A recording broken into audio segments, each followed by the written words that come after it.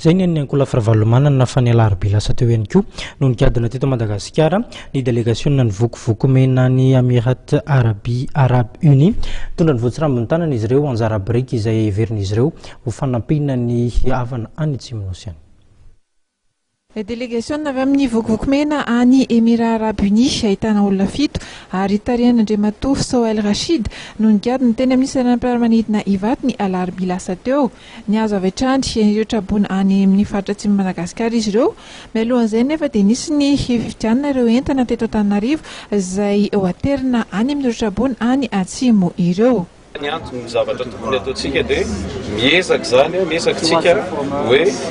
tsy hoe kory izy rehetrarehetra dia ho atao daholo fa misy laminasa misy zareo manana ny lalànany zareo ny croissant rouge sy ny croix rouge dia iny lalànany international iny tsy maintsy arahan'zareo dia miankina amin'iny lasa misy programme lasa zany hoe misy programme